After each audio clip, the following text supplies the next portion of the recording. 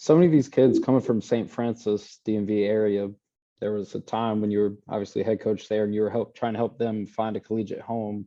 Now you're bringing them back to you at Division I level. Talk about what that means for you personally. Thanks for asking that. I'll tell you a story. Tom, I hope this is like within the rules, but if it's not, then we'll take the pedal. But the first recruiting, I flew in from Michigan, and we had our first recruiting visit, and there were, I think, either 18 or 19 kids there.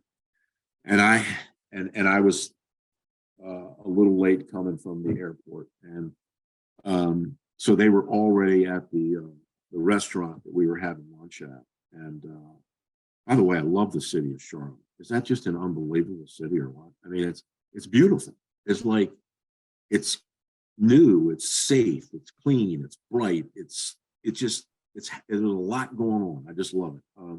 Anyway, so we go to this restaurant, I pull up this restaurant, which happened to be an unbelievable place. And I wish I could remember the name, but it was fantastic. Walked in, and might have been one of the greatest days that didn't involve my sons playing football for me. One of my greatest football. I'm not family. You know, my son's playing for me. They're at the top. That's at the top. But I walk into this building in this restaurant, and I see these 18 or 19 or kids, and I got approached like a herd coming at me, all with giant smiles. I was kissed more times and hugged and patted on the head by the giants in the room, told that you know, hey coach, great to see you again. I love you. You know, it was a beautiful day. And so to answer your question, it was a special thing.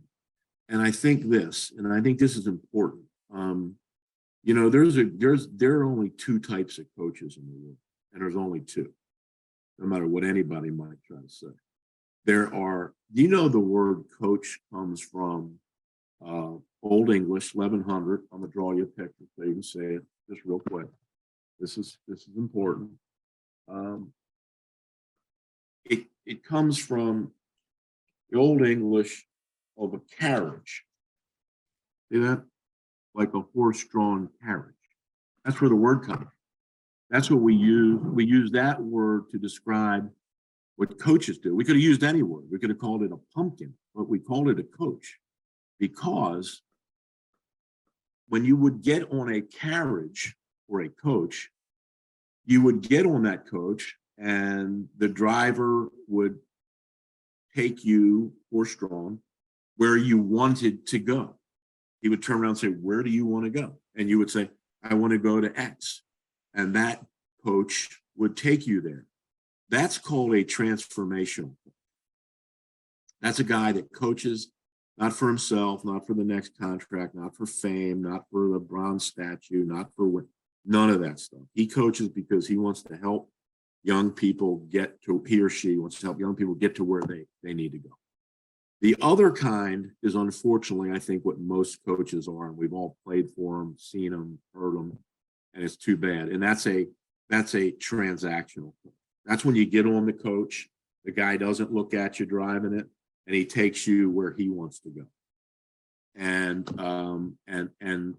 so when you see that, when you feel that as a coach, and you walk in a room, and the scariest thing as a coach is when you see your players 5, 10, 15 years after you've coached them.